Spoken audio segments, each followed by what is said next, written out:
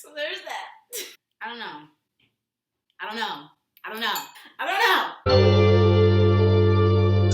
It was all for the better. Was puzzled till it all came together. Out the dirt, bitch, that's where you find treasure. Hi guys, welcome back to my channel.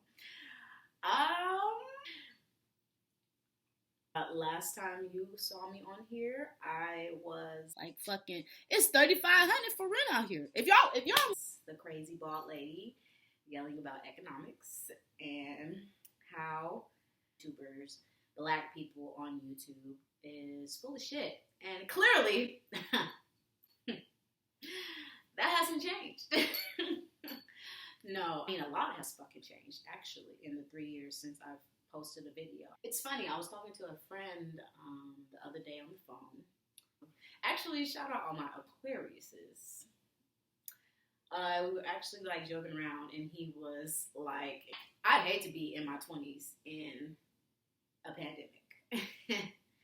You know, it was just really funny to me because I couldn't agree fucking more. But we were just talking some more, and I was kind of, for the first time, you know, since the pandemic, I actually sat down and kind of reflected on where I am in the pandemic, how far along I've come, and the person I was at the beginning of the pandemic, which has been a complete fucking roller coaster.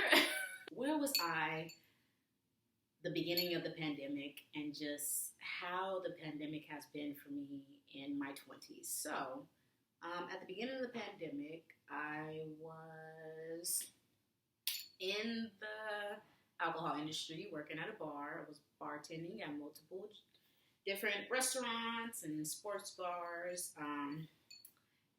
FYI, shameless plug, if you haven't seen my How to Make a Manhattan cocktail, please go check that out, because that is what I'm sipping on tonight.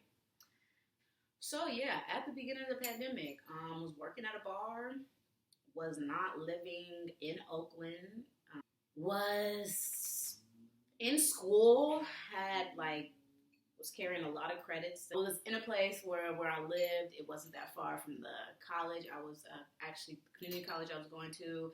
So, you know, was on a stride, was doing really well. Like, was going to get a car, you know, I did get the car, but like was in motion to get a car, had a really decent job that had like me making really, really well tips.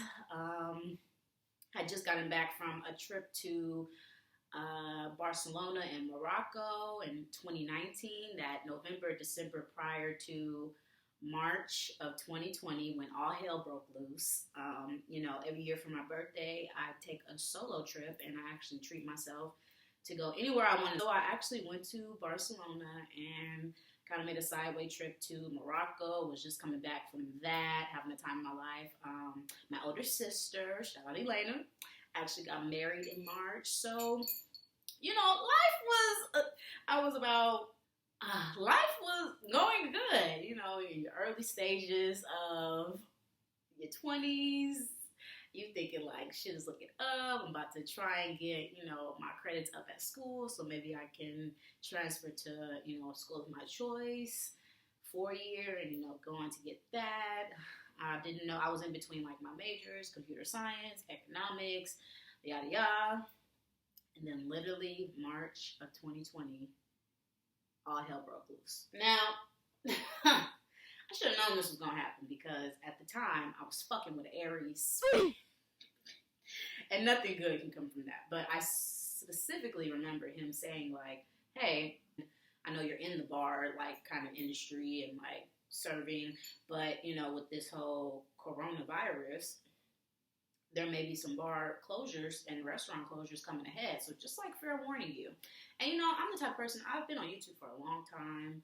I follow a lot of different channels, not just black YouTube content creator. Like, I follow all types of shit. And I was actually following this one like propaganda news channel where they give like 24-hour coverage on stuff. And they were actually talking about, you know, that was prevalent in Asia and Japan and whatnot, and they were saying how it was making its way to the United States, and that they had a first few cases.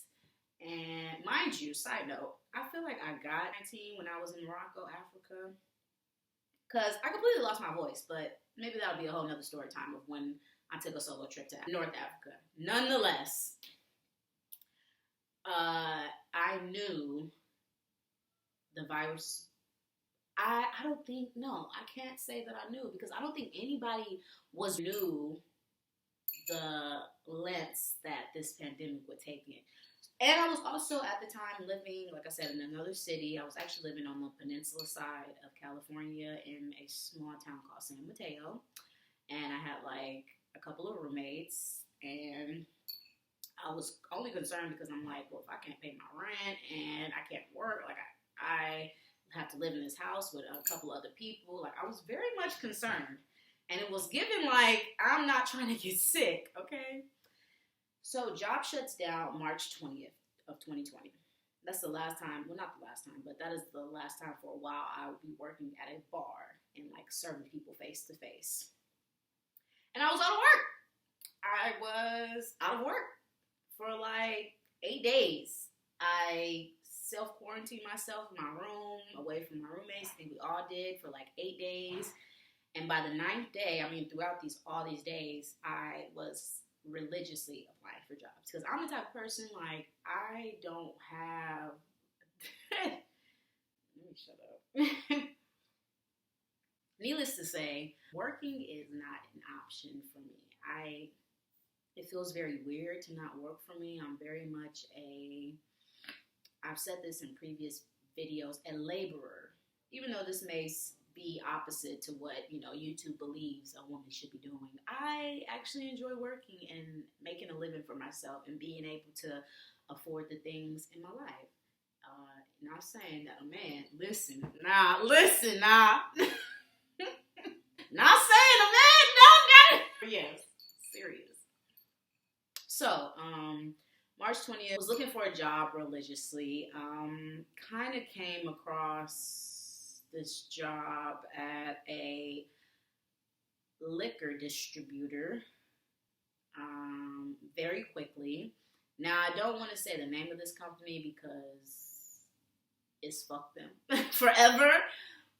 And it was probably the worst 10 months of my life. Working for a company and just kind of like realizing and seeing the way like the pandemic allowed these corporations to kind of exploit their workers. It was a very troubling time. Also, my manager sucked. Shout out Tiffany. Anyways, so got hired to a job. Was immediately reporting to that job. Like, I don't even think I did an interview. They kind of just did a phone interview because this particular... So one thing about alcohol, and the one reason why I wanted to stay in alcohol, like at the beginning of the pandemic, was because liquor was literally considered an essential. Like, I don't know if you guys remember, but like the only things that were open when like the whole entire world shut down was grocery stores, if that, liquor stores, hospitals.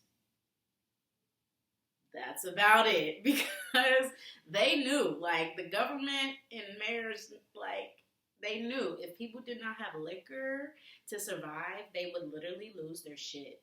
So I was fortunate enough to be in that industry and keep a job going and be considered an essential worker. But it was still pretty fucking scary having to go to work and it'd be like a complete ghost town. Like the beginning of the pandemic was surreal, especially in San Francisco. Like it was like a zombie town. Like nobody was outside. If they were outside, they looked scared as shit or they were like high off of some drug. But it was a lot going on. So work for this alcohol distributor where we're like selling cases by the pallet. We were selling liquor and wine and spirits by the pallets. Like these people that had weddings and birthday parties and just wanted to drink from home were buying like thousands and thousands and thousands of dollars worth of alcohol, which was like great for my company because, we got extra hours, we were able to get bonuses, we were able to stay afloat and kind of stay open because we were like supplying the community with liquor in a way. That's so terrible.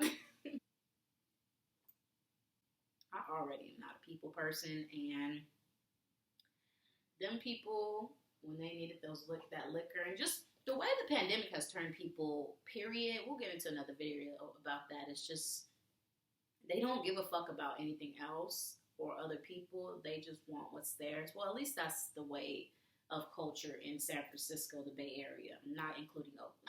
Working with them, still have a steady job and income, which I'm very grateful for. However, my roommates and I come to an agreement that we cannot keep this house afloat. I mean, it wasn't even a fucking house. We had an apartment. Let me tell you how expensive the Bay Area is. And you've probably seen my previous rants on just the real estate out here, but it's fucking ridiculous. The apartment I was staying in with my previous roommates at the time was a 2-bedroom. I don't know the square footage per se, but you know, I had a full kitchen, a full living room area, a full dining room area, a little backyard area where you could barbecue, a mailbox, and you know, other amenities, a pool, whatnot. However, that rent was like $3,200. Oh, imagine. Even then, like, I feel you judging me through the screen. Don't judge me, okay? I was 22, just turned 22, okay? It'd be hard out here in the Bay Area. I digress. Our property manager, leasing house, whatever, was actually going to raise the rent by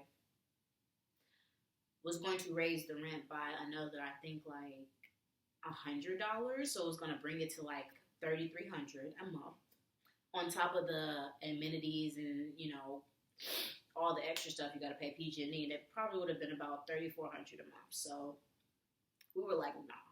At 22 years old, I don't know about y'all, but I refused. It was like, I didn't want to stay there so far out the way of everything, but I also didn't want to be there if my rent was going to be $3,400 a month. So I moved, you know? I moved to what only option I had during the time in the middle of a fucking pandemic with new employment that is fucking trash. I moved into a studio apartment in East Oakland. I'm back in East Oakland. Back in Oakland, child. Ugh. But I'm happy because I'm not gonna lie. In San Mateo, it was a lot. Like, San Mateo, it was horrible. I didn't like it. San Mateo is one of those towns of like, you either own a house there, or if you do have an apartment there, you kind of work in the area or go to school in the area, and that's it. Like, you're not finding friends, you're not kicking it outside, there's not a lot of things to do. It's a very boring city. So I was happy to be inexpensive. It's the peninsula. It's literally right next to the most expensive housing markets in the world. You have Belmont, Redwood City. You have San Jose like 20, 30 minutes away. You have just Brisbane. You have these heavy Palo Alto up the street. You have these heavy hitting cities and people are surrounding you. And it gives 1%. So I moved back to Oakland. Deep East Oakland. Ooh, child. And my circumstances, let's just say I'm very grateful for my business partner and friend that allowed me to rent this place out. No matter the circumstances, I was able to have a meal and a roof over my head, a hot meal every day, and a shower. So I couldn't complain. In between this, though, I work for the alcohol company I'm talking about, and I get laid off. You find treasure, you know how I feel, dog. I've been a star since I was little dog. Was a pit bull to a wolf, I'm a real dog.